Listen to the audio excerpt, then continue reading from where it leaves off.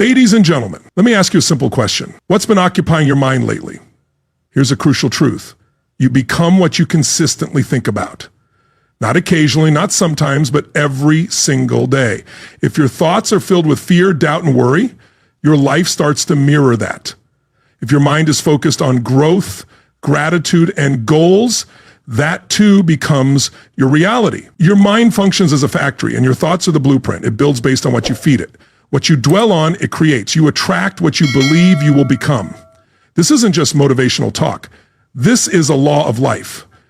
And here's the key. It operates whether you're conscious of it or not. So if you're not satisfied with where your life is heading, perhaps it's time to examine what's been running on repeat in your mind. Because here's the thing, you can't plant weeds in the garden of your mind and expect to see roses grow. This idea changed everything for me. It made me more intentional, focused, and empowered, and I want to share that with you. Stick with me, and over the next few minutes, we'll break it down step by step, thought by thought. By the end, you'll understand how your thinking has been shaping your life and how you can regain control. Let's dive in. Thoughts are like seeds, and you're always planting. Here's a simple concept that's anything but insignificant. Your thoughts are seeds. The moment you think them, you've already planted something. Now, the real question is, what kind of harvest do you want to reap? Life doesn't simply respond to your wishes. It responds to your mindset, your internal dialogue, and the way you think. The soil of life is always fertile. It doesn't care whether you plant good seeds or bad seeds. It will return to you what you've planted, and it will multiply. Just like the earth doesn't argue with a farmer's seeds, life doesn't challenge your thoughts. It quietly and relentlessly goes to work, producing the harvest you've planted, whether that's what you intended or not. Let's visualize this. Think of your mind as a garden. Every day you wake up with a bag full of seeds. Some seeds are powerful: hope, courage, gratitude, and ambition. But others are destructive: fear, self-doubt, anger, and procrastination. The catch is, you plant them all, every single one, through your thoughts, focus, and attention. And over time, what you plant becomes your mindset.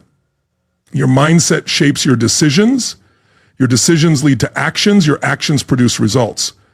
So if you're not happy with your current harvest, don't blame the weather. Don't blame the soil. Take a moment to consider the seeds you've been planting. Here's an important truth. Most people plant by default, not by design. They wake up, check their phones, absorb the news, listen to gossip, and by lunchtime, they're already feeling anxious or lost. This isn't life happening to you. This is your garden reflecting exactly what was planted. So what's the solution? Start thinking with purpose. You need to be intentional about the seeds you plant in your mind. Instead of thinking, I can't, replace it with, I can improve. Instead of, what if I fail? Think, what if I learn something that changes everything? Instead of, this always happens to me, say, this time I'll respond differently. Hey, here's the magic. And yes, it's real magic. One small positive thought, planted and nurtured with repetition, can completely transform your life.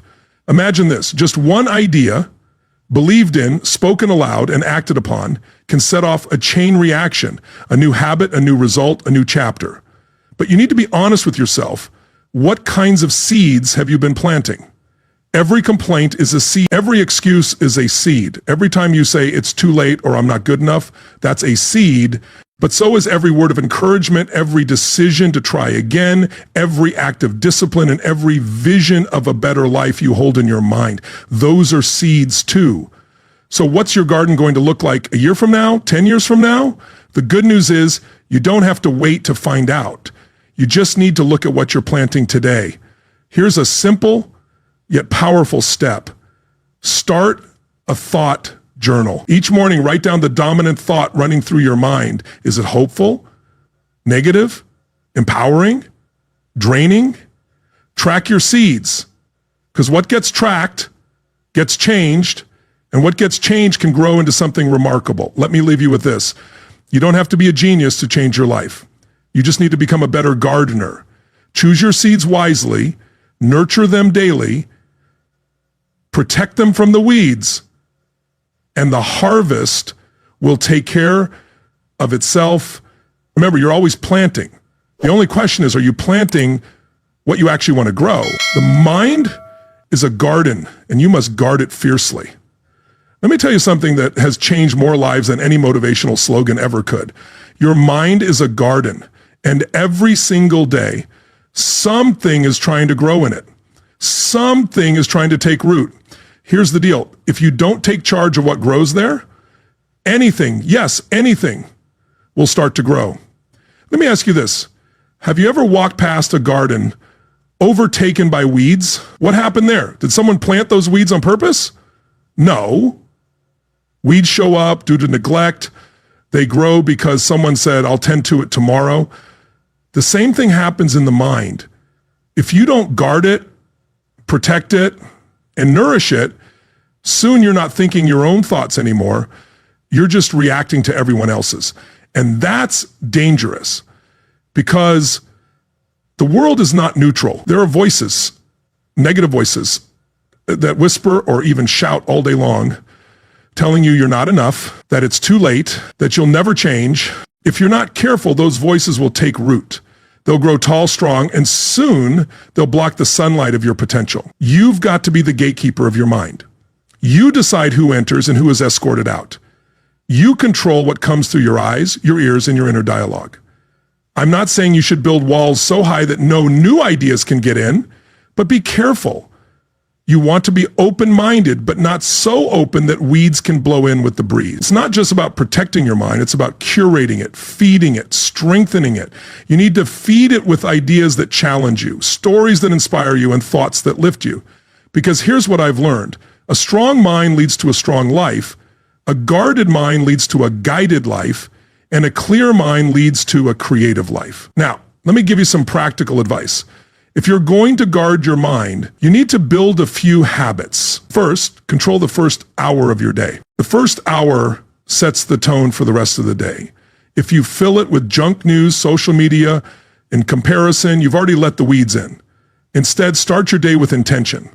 Read, reflect, write, visualize, plant something good. Second, audit your input. Ask yourself, is this helping me grow or holding me back?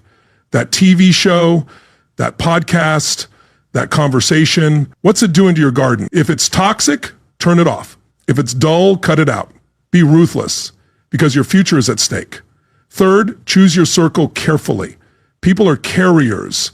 They carry energy, ideas, and influence. If you surround yourself with complainers, you'll start planting more complaints. Surround yourself with growers, thinkers, and doers, and your garden will thrive. Fourth, practice mental hygiene. Just like you brush your teeth and shower, your mind needs daily cleansing. Journaling clears out the clutter. Silence renews your focus. Gratitude resets your perspective. Even a beautiful garden can become wild if ignored. Here's what's remarkable. You don't need to have it all figured out. You just need to start pulling the weeds and planting better seeds day by day, thought by thought. Let me tell you what happens when you guard your garden. You begin to think more clearly, make better decisions, attract better people, and create a life that reflects purpose, not just noise. That's the power of a well-tended mind. So let me ask you, what's growing in your garden? Be honest, because honesty is the beginning of progress. Then make the decision today to guard your mind with everything you've got, because your mind is the starting point for every achievement, every breakthrough, every transformation. Guard your mind, and the rest of life will follow. What you think about, you move toward. Let me share a principle that has shaped the lives of successful people for generations. You move toward what you think about. Not what you wish for, not what you daydream about, but what you think about constantly, consistently, with emotional involvement. What you dwell on, you eventually walk toward. The mind, my friend, is like a compass.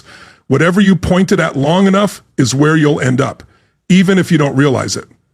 Imagine someone who spends their days thinking, I'm always tired, I can't catch a break, nothing works for me. Guess what? Their actions match that story. They move slower, try less, and expect failure. Eventually they find it. Now imagine someone who wakes up thinking, I'm improving, I'm learning, I'm building something meaningful. You'll see it in their posture, hear it in their voice, and feel it in their momentum. Why?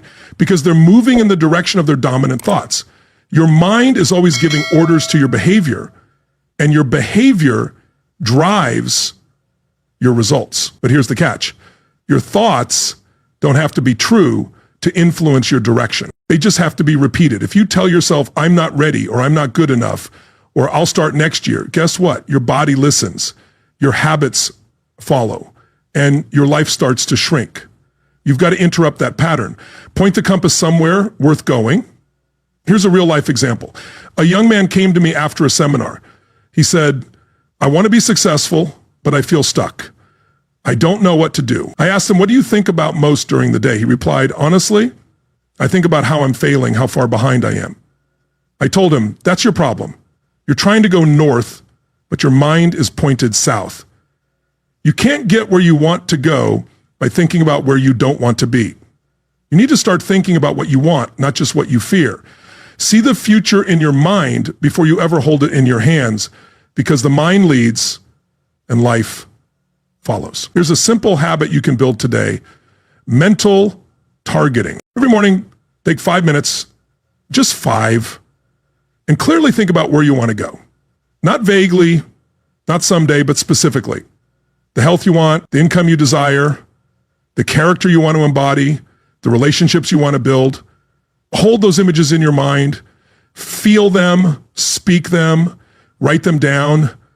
When your mind sees something often enough, it starts to believe it's possible. And when belief shows up, action follows closely behind. That's how success begins, not with luck or genius, but with focus. What you think about, you begin to notice. What you notice, you begin to pursue, and what you pursue, you begin to experience. So what's your mind fixed on? Be honest. Are you thinking about problems or possibilities? Worry or opportunity? Who you used to be or who you're becoming? Your thoughts today are the preview of your life tomorrow. Every person you admire, every achiever, every leader, every builder, they all had to point their mind in the right direction before they ever moved. And so do you. You don't drift to excellence. You think your way into it, and then you move.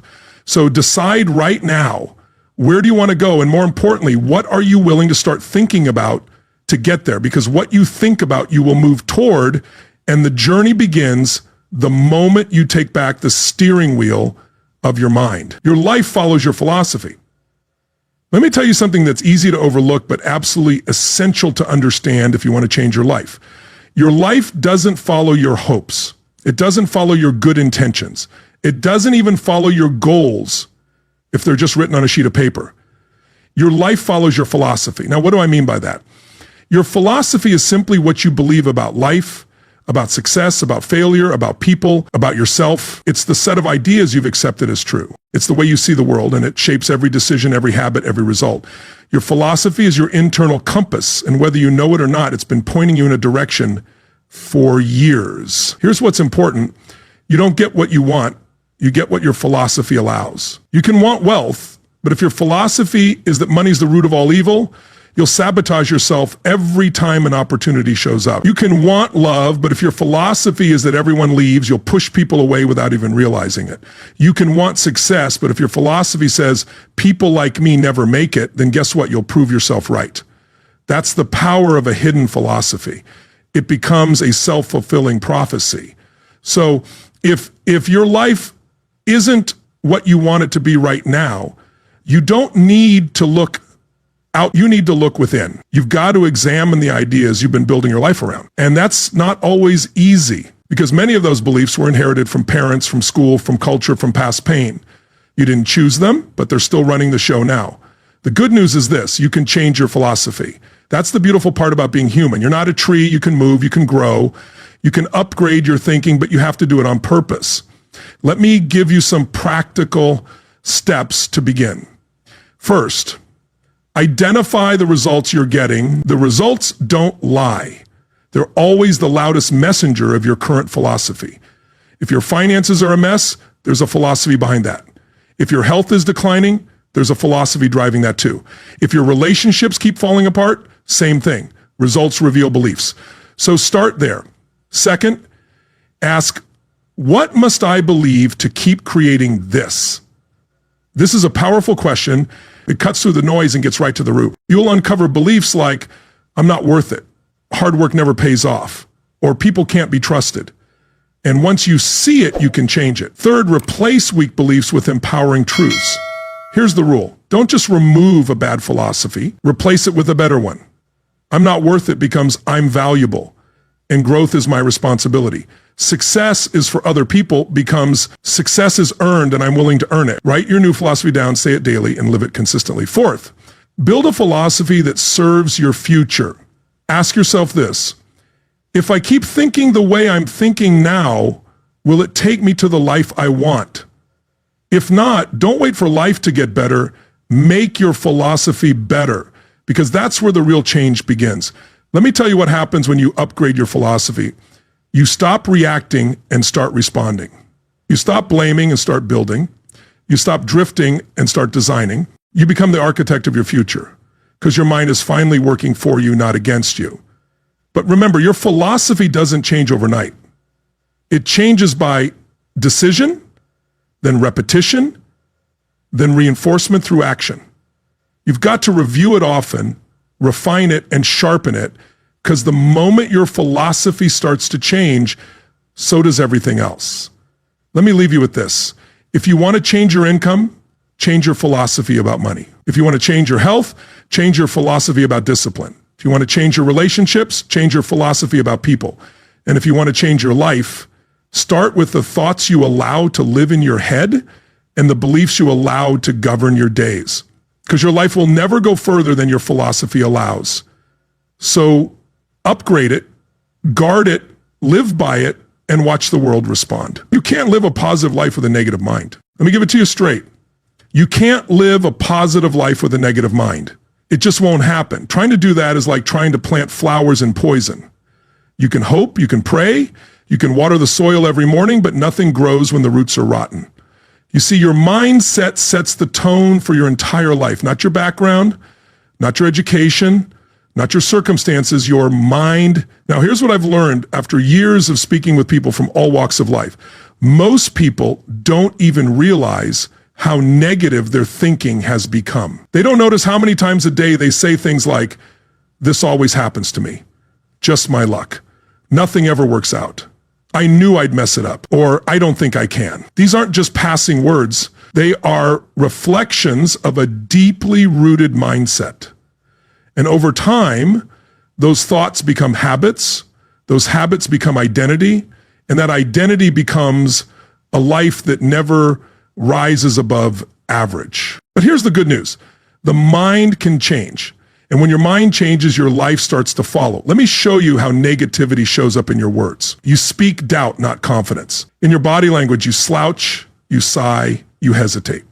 In your habits, you procrastinate, you give up early, you sabotage your momentum. In your relationships, you expect the worst, you assume the worst, you attract the worst. And all of it starts with your thinking.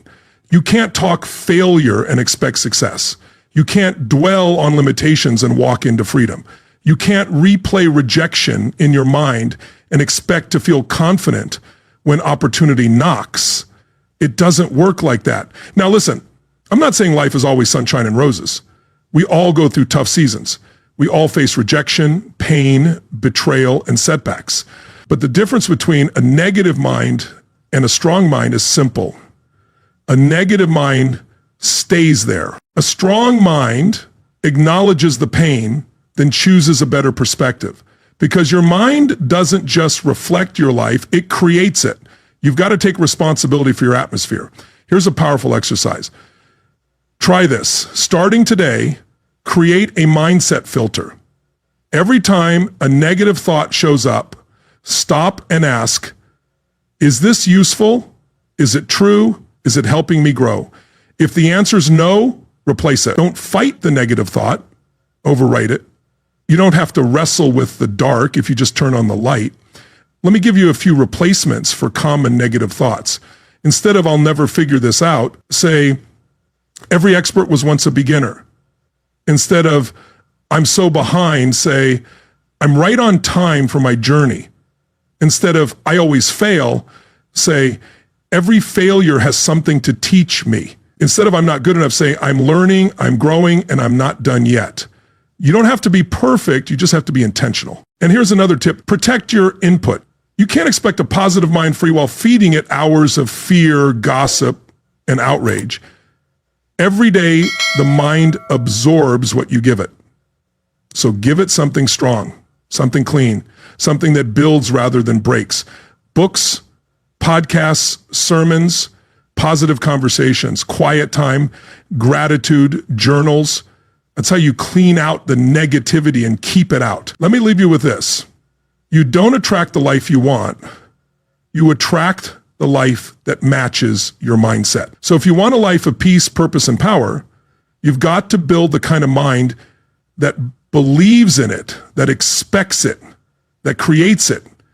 Your future depends on it because you can't live a positive life with a negative mind. The power of repetition. Think it until you believe it. Let me tell you something I've shared with audiences for decades, and it's as true today as it was the first time I said it. Repetition is the mother of skill. It's the mother of skill. It's the mother of belief. It's the tool for rewiring your mind. It's how thoughts turn into convictions, and convictions turn into action. You want to know how people become confident? They rehearse the right thoughts over and over until doubt gets drowned out by certainty. You want to know how someone goes from broke to wealthy, from timid to bold, from stuck to successful? They don't just try success once. They think it, speak it, visualize it, repeat it until their entire being aligns with it. Let me be clear. One positive thought isn't enough. It's like doing one push-up and expecting a six-pack. If you want to believe something deeply, if you want to become something new, you've got to feed that thought to your mind every single day. Now, repetition works in both directions. It can build you up or break you down. Negative thoughts, repeated, become negative beliefs, and negative beliefs will guide your decisions and shape your identity. Let me give you an example. A child hears, "You're not good enough," over and over. And guess what happens? They believe it. They start to act on it. They stop trying, stop stretching, stop dreaming. Not because they're not capable, but because repetition convinced them they weren't. The same principle applies in the opposite direction. Speak courage over yourself long enough, and it begins to take root. Repeat discipline often, and it becomes second nature. Affirm your vision every day, and soon the world will start responding. Your mind is always listening, even when you're unaware of it. So the real question is, what message have you been repeating to yourself? I'm too late. I'll never catch up. I'm not like them. Or perhaps, I'm growing every day. I'm willing to learn. I can create something meaningful. My past doesn't define my future. One set of beliefs will guide you toward your purpose, while the other keeps you stuck in the same cycle. Here's a practical tool I recommend often, the repetition ritual. Every morning, before the chaos of the day sets in, speak 5 truths out loud. Not empty hype, not vague motivation, real, grounded, specific truths about who you are becoming. Write them on your mirror, record them on your phone, set a reminder, whatever works. Just make sure you're deliberately feeding your mind something powerful, because your mind doesn't care whether what you say is positive or negative. It simply absorbs what it hears most. So you need to outshout the doubt. You have to outthink the fear. You must out-permit the old story you've been telling yourself. Let me remind you, you don't need to feel it before you say it. That's the key. You don't speak what's already true. You speak what you want to become true. The repetition leads to belief, not the other way around. If you repeat something enough, you'll start to believe it. Once you believe it, you'll act on it. Once you act on it, you'll prove it. And once you prove it, no one can take that from you. That's where transformation starts. Here's a challenge for you. What is one truth you want to believe but still struggle with? Is it that you're worthy of success, that you can reinvent yourself, that you have what it takes? Whatever it is, turn it into a declaration. Repeat it daily. Let it take root and water it with action. Because belief isn't something you wait for, it's something you build. One thought at a time, one repetition at a time, one decision at a time. And remember, repetition doesn't just change your mind, it changes your life. So speak it, write it, think it, until you believe it. Once you believe it, everything changes. Thoughts shape habits, and habits build identity. Here's a powerful principle most people miss. The way you think shapes the way you live. That might seem simple, but don't be fooled. It's one of the most profound truths you'll ever learn. Here's the process. First, you think a thought. That thought leads to a decision. When repeated, that decision becomes a habit, and your habits become who you are. Thought, habit, identity. That's the formula. Once you grasp this, you'll stop asking, why do I keep doing this? And start asking, what thought is driving this behavior?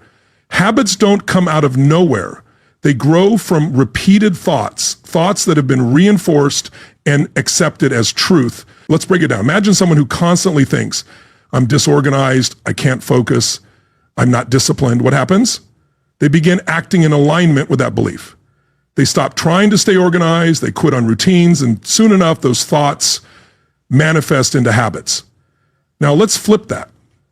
Imagine someone starts telling themselves, I'm learning to be focused. I'm a person who follows through. I value structure because my goals deserve it. These thoughts begin shaping new behaviors. They try a new morning routine. They wake up earlier, make the bed, drink water, read books. Slowly, these habits stack up and form a new identity. Here's the truth. You don't rise to the level of your goals. You fall to the level of your habits, and your habits follow your thinking. I've taught this rule for years. You can't outperform your self-impeach for long. If you see yourself as lazy, you'll find a way to prove it. If you see yourself as inconsistent, you'll keep breaking promises. The good news is, if you start thinking differently, you'll start acting differently. That's the power of identity. It's built from the ground up. Let me ask you, what habits are you living with today that stem from a thought you no longer believe? Perhaps the thought that you'll never get healthy, or that you're not good with money, or that your relationships always fail.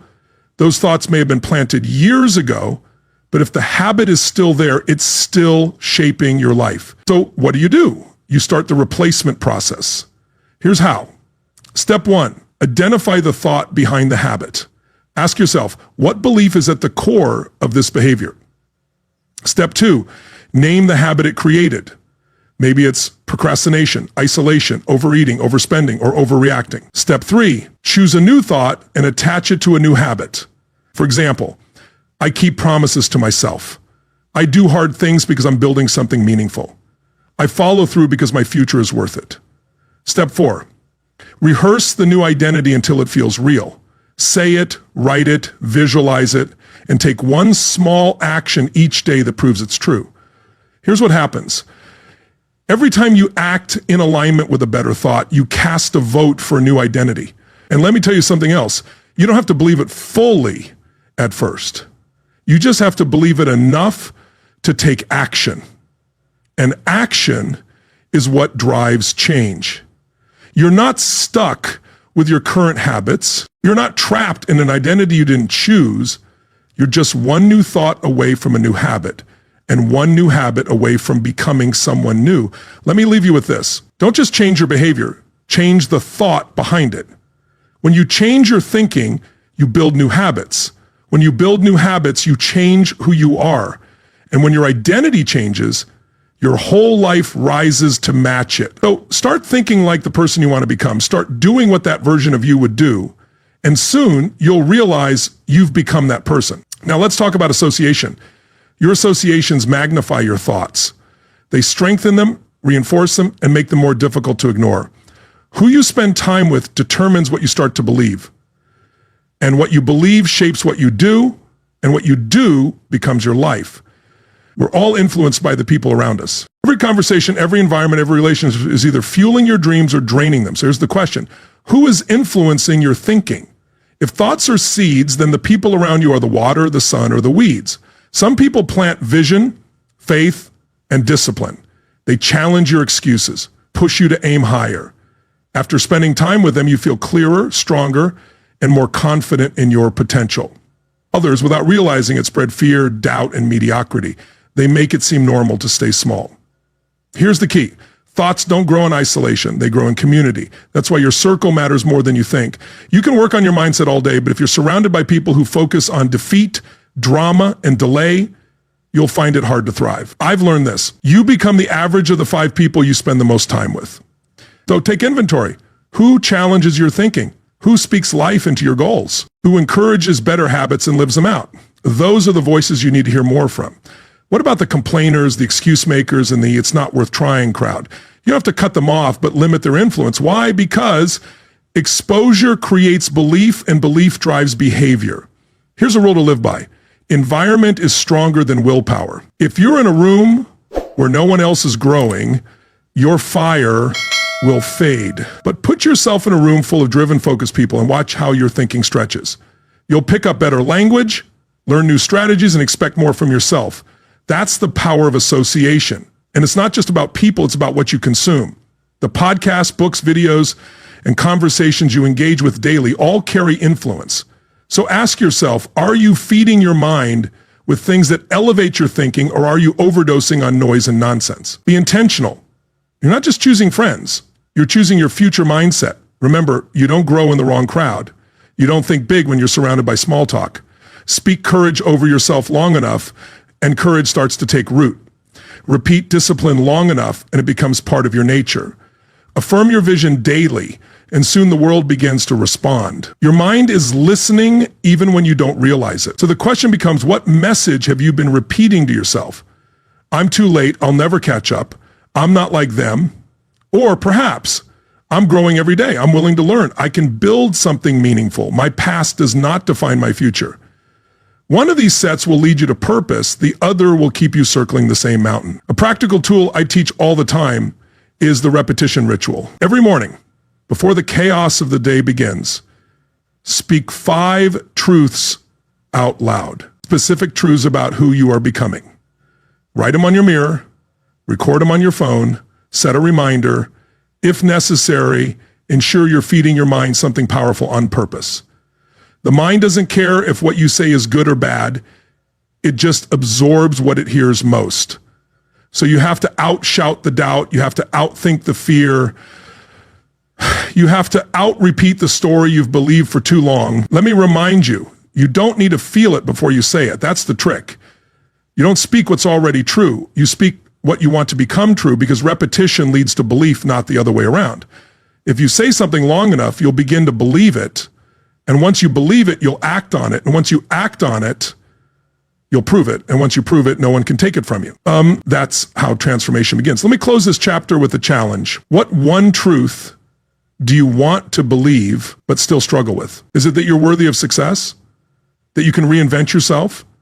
That you have what it takes? Whatever it is, turn it into a declaration, repeat it daily, let it grow roots, water it with action, because belief is not something you wait for. Belief is something you build.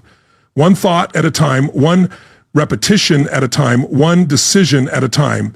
And remember, repetition doesn't just change your mind, it changes your life. So speak it, write it, think it until you believe it.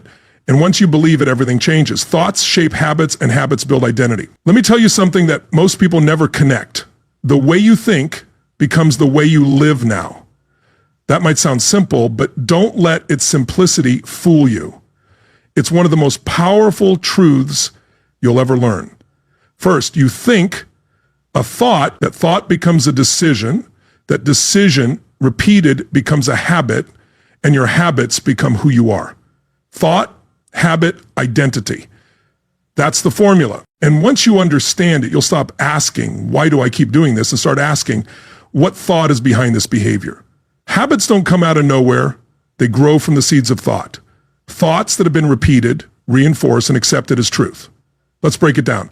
Imagine someone who constantly thinks, I'm just not disciplined. You know what happens? They begin acting in a way that aligns with that script. They stop trying to be organized. They quit early on routines, and soon the habit becomes real.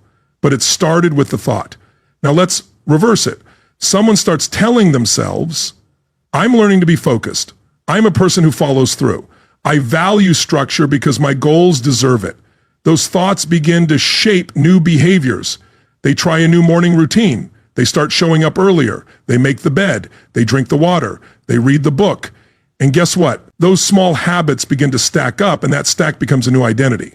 Because here's the truth. You don't rise to the level of your goals. You fall to the level of your habits, and your habits follow your thinking. Let me give you a rule I've taught for years. You can't outperform your self-image for long. If you see yourself as lazy, you'll find a way to prove it. If you see yourself as inconsistent, you'll keep breaking your promises. But the good news is if you begin to think differently, you'll start to act differently. That's the power of identity, and it's built from the ground up. Let me ask you a question. What habits are you living with today that were born out of a thought you no longer believe? The thought that you'll never get healthy, that you're just not good with money, that your relationships always fall apart, or that you'll never finish what you start. Those thoughts may have been planted years ago.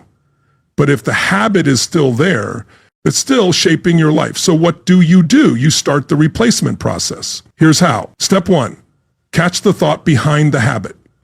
Ask yourself, what am I believing right before I give up, before I avoid, before I scroll, snooze, or stress? Step 2, name the habit it created. Maybe it's procrastination. Maybe it's isolation, overeating, overspending, or overreacting. Step 3, choose a new thought and attach it to a new habit.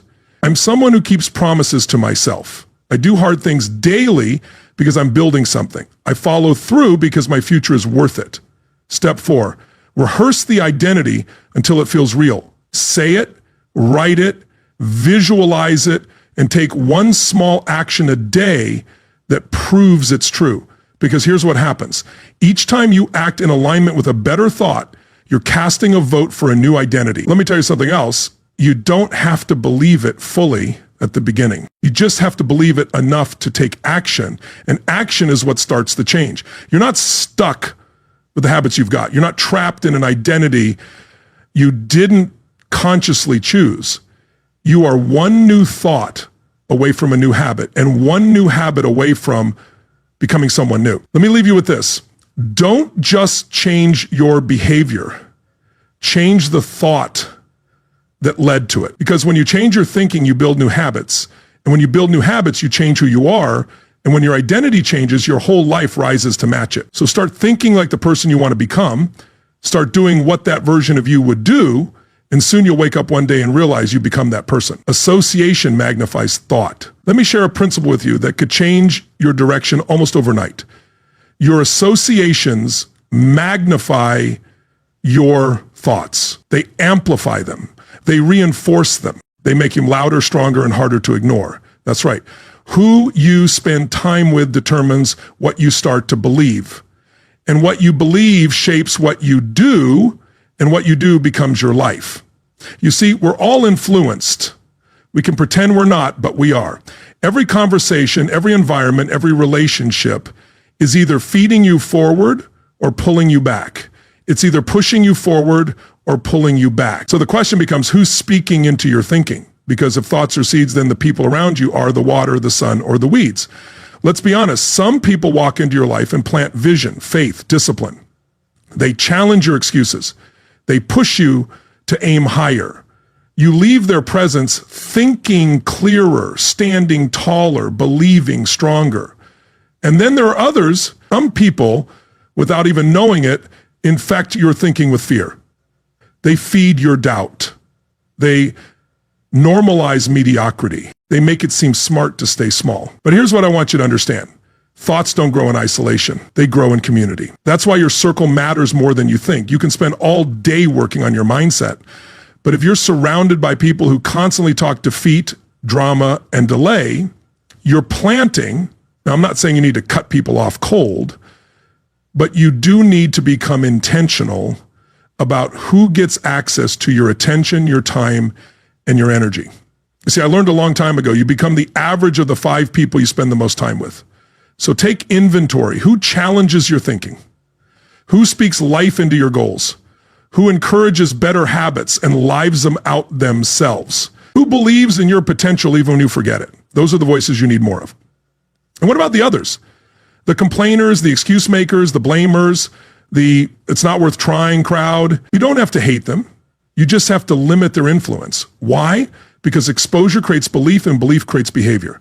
So if you keep exposing yourself to small thinking, don't be surprised when you start playing small yourself. Here's a rule you can write down. Environment is stronger than willpower. You might have big goals, but if you're in a room where no one else is growing, it's only a matter of time before your fire fades. But put yourself in a room full of driven, focused, growing people and watch how your own thinking starts to stretch. You'll pick up better language, you'll learn new strategies, and you'll expect more from yourself just by being around people who expect more from life. That's the power of association. Now, here's something else. Association is not just about people, it's also about what you consume, what you read, what you listen to, what you scroll through every day, podcasts, books, videos, conversations.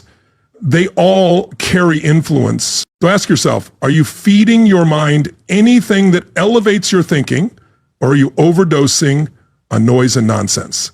Be selective, not arrogant, not isolated, just intentional, because you are not just choosing friends, you are choosing your future mindset. Let me leave you with this. You don't grow in the wrong crowd. You don't think big when you're surrounded by small talk. Your mind simply responds to what you feed it. That's why you can't leave your mindset to chance. You can't let your environment decide your focus, nor can you let the opinions of others write your story. You've got to take ownership. You've got to choose your thoughts the way a builder chooses bricks, with intention, purpose, and vision. Every thought you accept without question becomes a belief. Every belief you repeat becomes your identity.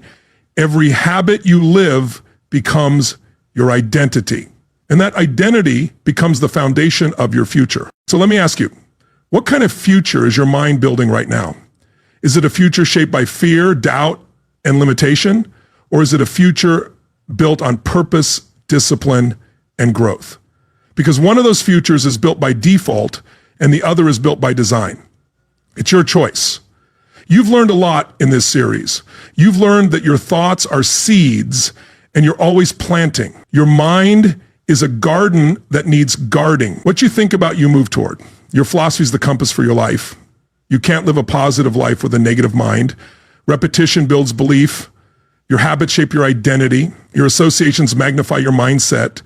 You attract what you consistently dwell on, and your focus should be on becoming, not just having. Now, it all comes down to this one decision. Will you be the master of your mind, or will you continue being mastered by it? Because if you don't direct it, the world will. If you don't filter it, fear will. If you don't train it, your past will. And if you don't fill it, it will be filled for you. Let me challenge you right here and right now. Don't just be a consumer of good ideas. Be a builder of them. Be a student of growth. Be a leader of your own life. Start guarding your input. Start declaring your vision. Start thinking like the person you intend to become. Not someday, but today. Because when you master your mind, you stop reacting, you start creating. You stop living from emotion, and you start leading from purpose. You don't just change how you feel, you change where you're going. And I'll tell you this, once you've mastered your mindset, there's no limit to what you can build, what you can become, and how many others you can lift along the way. So as we wrap up this journey, remember, you become what you think about. So think wisely, think intentionally, think powerfully, because your mind is either your greatest asset or your greatest liability. And the moment you choose to master it, you take back your life